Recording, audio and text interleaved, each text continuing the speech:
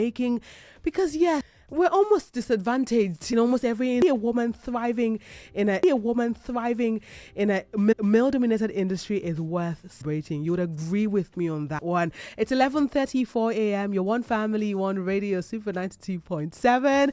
It's the 16th of July, 2025, and literally, I'm smiling to the point where I can feel my smile getting to my ears because of the delectable, beautiful, amazing woman that the real KOB. She's an accomplished technology operations and management professional with over not 10, but 20 years of experience in information technology.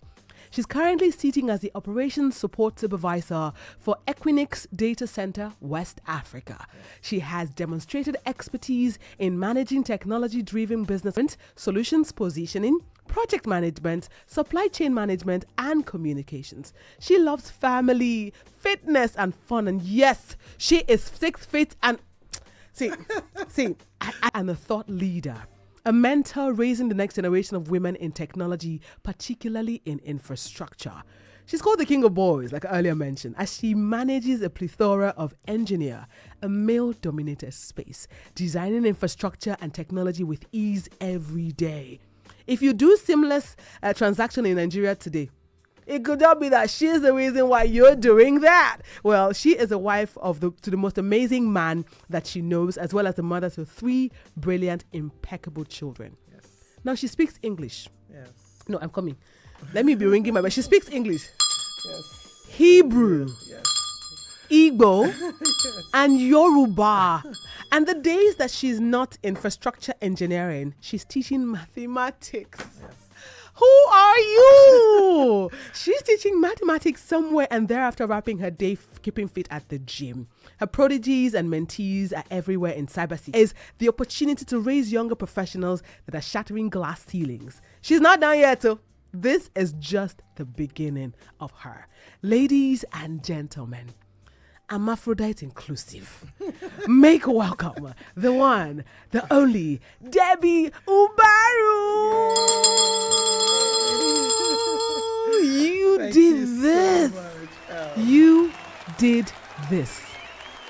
I'm trying my best. I'm hearing you say it that way. Seems like a lot, but it's daily. You have broken chains.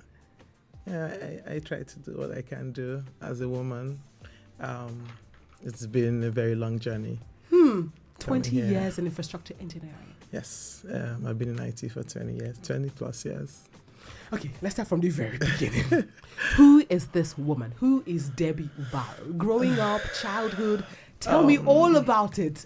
So I'm to work in the oil and gas industry. So I read petroleum engineering. Was right? he was a reverend? Yeah, my dad is a He's a reverend. reverend? Yeah, he has a PhD in theology and psychology. Whew.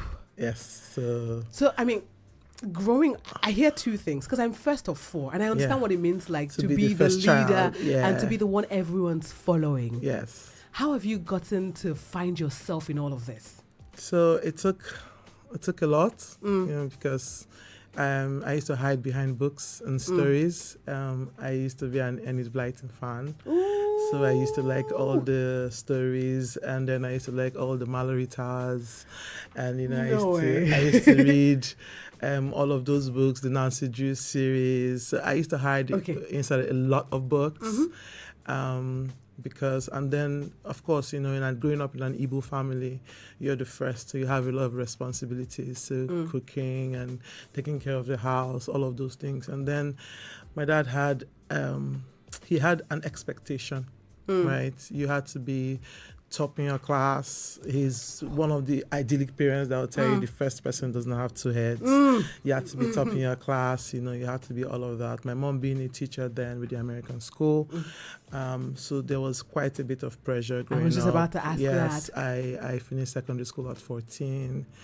By the time I entered university, I had to, because I was too young to enter university, I had to wait out 1 year at home. And then entered university at 16. graduating at 21.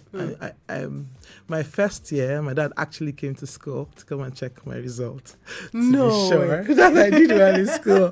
He actually traveled all the way to be sure that, because he wanted me to go to Unilag, right, to do medicine. And I wanted to go far away because I was done with being around. So I went to Federal University of Technology, and he traveled all the way to school after my year one to check if I had done well in school. He actually told me what my result was in my first year of school. So you weren't even aware? I wasn't even aware that he went to school. He came back and said, this is what you had. You had this, this is what your GPA is. Okay, you're doing okay. You're young, you're doing okay. I'll pay your school fees. That was kind of like him finally allowing me to be. So I went into engineering. And then I graduated, and I was hoping to be, I had pretty good results, and I was hoping to be snatched up by the oil industry as a woman. We were about 120 students, and there were just 7 ladies in the class. We were just 7. So I was waiting to be snatched up quickly by the oil industry, trying to fill in their female quota, right? But it didn't happen. And then thanks to a couple of people around, I used to work with my mom to substitute in the American school and to assist her to work with kids. Okay. And then a parent saw me and she said, would you like to try IT? Let's double back a bit to because I'm hearing quite a number of things, and I have quite a number of questions to ask as well. Now, the pressure from daddy. Yeah. To do medicine, and then finally succumbing to engineering because yes, the oil and gas, as all our parents will be. How did that form you? How did that make you who you are? Was it a necessary pressure? Could you have gone a different path if he had not given you that? If he had allowed me, I'd have been a geologist. Right? Okay. Yeah. But you see, the thing about strong-willed parents giving birth to strong-willed children is that my dad wanted me to read medicine, and I didn't want to read medicine.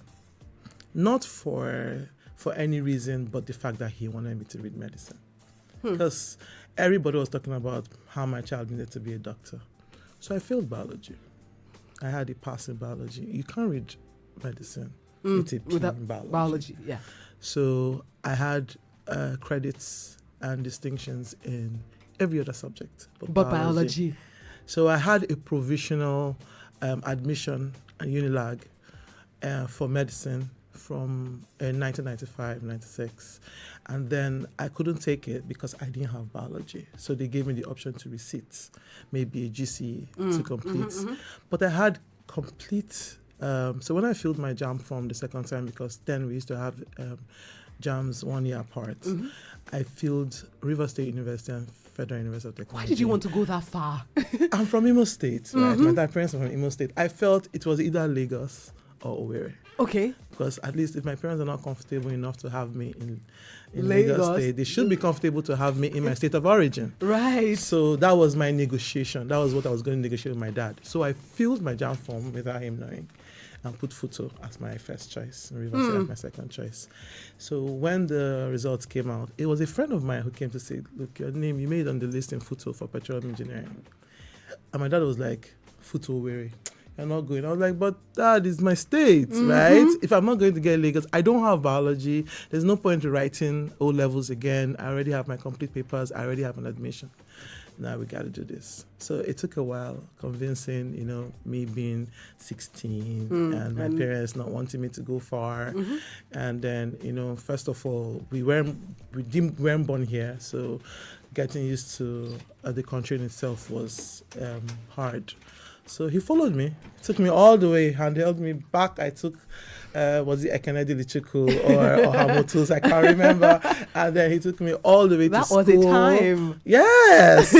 Luxurious bus. It was night trip. We got there in the morning. So you have a really close bond with your father? Yes. It's over time. Yes. We had to build a good bond. At first, I think as an adult, I kind of understand a lot of things that happened then. Wanting to be in control, because I look at my kids, I want to have a certain level of control with them. Yes. So, but then I didn't understand it that much. I felt it was always I felt I was the example, right? And I also feel that with parents too, you kind of learn from your first child. So because there are there are processes or ways that you work with your first child that you don't go around with your second child or third child, because maybe the child is different, or you've learned that this is not a better way. Intentional parenting means that you have to learn from the mistakes you made. So we're pretty much scapegoats. Yeah. First I didn't want to say that. No, it's the truth, because I'm first, and I know when I see my mom doing some things with my brothers, I'm my like, sister. You didn't give me this much leverage. I had curfews. I couldn't have male friends to come to the house to visit. I had curfews. I couldn't go for parties. My dresses had to be a certain length. My trousers had to be a certain length. My hair had to be a certain way. By the way, she has amazing dreads on. 5 years, and it is looking amazing. See, join us on YouTube right now if you want to see the face of the person who I've been speaking with. Well, YouTube is Super FM Lagos. We're also live on Facebook at Super 92.7 FM Lagos. Now, please, King of Boys, in a male-dominated industry, how have you thrived? Wow, that's a very leading question, because, like you said, it's male-dominated, traditionally so. That's because it's used. Most people would say men take risks easier than women. I remember when I graduated from engineering, I met an uncle of mine in the village, and I had told him, I was excited to say, oh, I'd graduated, right? And he said, in what? And I said, petroleum engineering. And he looked at me and said, is that a course for a woman to do? What happened to nursing? You know, so that technology being traditionally male-owned is still there, and it shows in the statistics. King of Boys, because when I joined the data center, I was the only lady in the West African data center. Wait, Yes. no. You have to say that with pride. I was the only lady. Yes. And I remember in West Africa. Yeah, in the data center, yes. Wow. And I remember during the interview, my HR is a fantastic lady. She said, you will be resuming at the data center. And I said, yeah, that's fine, because it was close to home. She said, you'll be the only lady. So I was like, that's fine, because in my career, I've always been in tech since in IT. And it has always been maybe a room full of 2 ladies and 100 men, right? So resuming my day one, it was all guys. And then my role, operation support, is you kind of like, you are a conductor of complexities, right? So you are managing precision with people, structure, with self-awareness, you're managing with men systems with ego. and strategy, yes. You know, so you have to bring something to the table, or bring the whole table. Okay. Or be the table. Or build the table. I like that one. You know, so you're coming with, so you're coming in as a woman in technology, you're coming in hard. You're not coming in gentle and soft. You're coming in hard. You're coming in with skills. You're coming in with competence. You're coming in with a loud voice. And you'll be ready. You have to be self-aware to be ready to be tagged anything. They can call you aggressive. They can call you mean. They can call you dominating. You know, but people will get to know who you are. So I brought everything, to the office. I brought my fitness. I brought my introverted nature. I brought my love for music. I brought my playfulness. I brought my competencies, my skills. I came in flying from day one. I wanted people to know that this person comes and she knows what she's doing. Right. And I made it easy. And, you know, after a time, people warm up to you when they know that, okay, you know the job. You're not empty, right? You know the job. They can come, they can lean in when they have issues. They can come, they can get the amount of support they need. They don't have to wait for you to say good morning for you to be able to do your job. You come in and you hit it, You don't have to The leave ground because rolling, yes, leave all the drama, right? Leave it. And I come in. Yeah, I know my first few days in data center, I wore my heels. A couple of weeks later, I went into my sneakers to show that, look, we can play this. I remember in one scenario, we had to carry something heavy and they needed an extra hand, and I was the extra hand, right? So you come in with everything, you show them that you're one of them. But the thing is, when God made woman, he made her different. Right. So there's the other part, there's the caring part, there's the mom part that you get to bring whether you like it or not.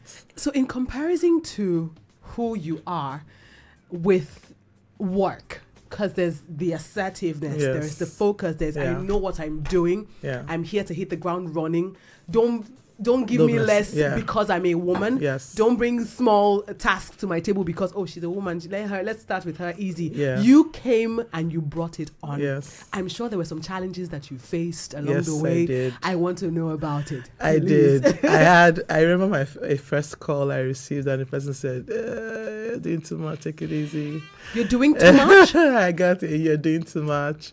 Who was it from, a man or a woman? So it has to be a guy. A woman will tell you that. No woman will tell you you're doing too much. It had to be a guy. You're doing too much. You're doing a lot. And the person, a couple months later down the road, came back to say, thank you for all the support. Without you, we wouldn't have been able to accomplish certain tasks on time.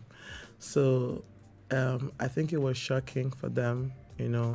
I know when I speak with my colleagues and some now friends, they tell me when I first came, they didn't know what to expect, because you're a woman, women come with a lot of drama, so they didn't know what to expect being a woman in a management position especially. So you mentioned risks, Yeah. that you took the risk and you decided that you wanted to do IT and you have been thriving in it. Do you think today's women take risks? So that's what we're trying to teach. Many women don't take risks, majorly because environmental factors and then what they are fed. They are fed. Yes. So what you hear on social media, what you hear from your colleagues, it's hard. Most people don't tell you how hard it is. A few women that come out to speak will tell you about the successes. They won't tell you how many times you've had to take a pay cut to grow. They won't tell you how many times you've had to take a low-paying job to get into a particular space. Or how someone tells you to your face that you're doing too much. Yeah, how they tell you you're doing too much, or how they'll tell you you're a woman, this is what you're supposed to do, this is where you're supposed to be. Your uncle, this situation telling you to your face. I've even had a couple of colleagues tell me that as well. Or how they tell you, or how you hear how you are not supposed to manage so much or know so much. How come you know so much? That part still gets me. I'm like, dude, I've been in this industry 20 years. I did infrastructure design before I came here. What do you mean, how come I know so much? How come you know so much? Nobody knows how much you listen to people, how much you read, how much you study, how much you have to make time to be able to do all of that. People just feel that, how come you know so much? Because they know men are logical, they're not emotional, right? So they look at how long it took them to be able to get to where they are, and then they look at you and feel that you should not know. You don't look like someone has gone through what they've gone through, so you shouldn't know as much as they should. So when they see that they are asking how much. I've had someone ask me, what certification or what training do you have to be able to give this kind of advice? And I look at myself, I've done security training, I've done first aid training. Everything I wanted to do, I've learned, right? I've been in IT, I've been in supply chain, I've been in the travel industry. I've been in a lot of industries. And each of these industries kind of have touch points where something from here helps you here. Now, you don't know my story, right? And I'm just beginning now to tell young ladies my story. So you don't even know what imputes into why I know what I know. You can't sit there and just say, how come you know so much? Well, we have some messages here. Okay. Now, Jonathan Ochai says, Mama is on air. I'm reading it right now because we're live on YouTube. Okay. Effemina say, hi, it's hanging. Okay. Oh, someone says it's hanging, kindly fix. Oh, if it's been fixed. Effemina goes on to say, our very own king of boys, Queen Mother herself. Nelson Okpagba says, the superhero who wears hats.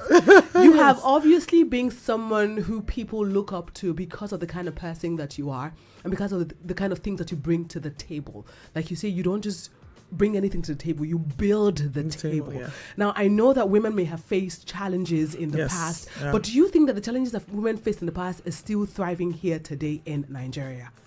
So yes, and that's because we're facing two kinds of challenges. One, especially in the tech space, it's traditionally male.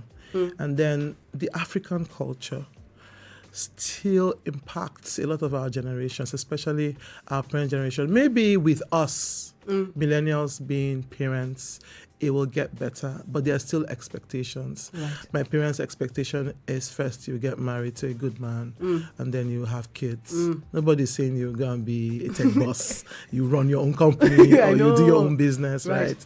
They are worried. My mom calls me on the first. She doesn't ask you about work. She asks you about the kids and how's your husband, because for her, that is an achievement, right? Right. And many women are facing that. But we millennials as parents, I'm believing that it's because a lot of women are running their own businesses. They are bosses. I have a few female friends. They are in whichever industry, they are making waves, they are being loud, they are speaking, they are making their voices loud. They're not hiding behind a man or a PC. They are trying to be heard. And that voice is what a lot of kids in secondary school, because if you're going to increase the number of women in this space, you have to catch them in secondary school. In university, you already know. You've picked a major or a minor and you're working that line. You just need mentorship to be able to continue. But it's in secondary school that you get people to decide, or get young ladies to decide that they want to be in that space. Right. And that's what we are trying to do. And the challenge is still there, but it's better because, like I told you, when I joined my office in 2023, I was the only female. Now I have 2 female colleagues. Oh. So we're 3. Shout out to Temitope and Ifyok. They're the compliance team. And so we're now 3, and for their unit, that's gender parity because they are 4 and there's 50-50. And that's what we are trying to do across all the units. It's easier in some units than in others. Right. But we are showing that women can do the job as well. I'm strong. I can lift what an average man can lift. Right. I have She's strong. She's yeah, like a fitness god. And I walked into this place, I'm like, okay, all right. I'm strong. We are sound, right? People look at me. If I don't tell you I'm married, most people don't know I'm married because they'll say, "Oh, she wears a lot of jewelry." There's a lot of bias, right? I wear a lot of jewelry. I have locks. Things that they will tell you if you do this, you won't get married. But I've been married for 16 years. 16. I have 3 great kids. Ooh, my second daughter is graduating from primary school today. She's going to secondary school. Oh yes, Chuma BBB did tell me about it. She told me. I'm going for the graduation ceremony. So it's the bias is breaking. People see you and they hear your story and they're like, okay, we can do this. Okay, can you believe that it's already 30 minutes? Oh my God. So in 30 seconds, what would you tell today's woman? You can come with tenacity, tenderness, and you can be as technical as you can. Ooh, tenacity, tenderness, and technicality. Yes. I love it. Thank you so much.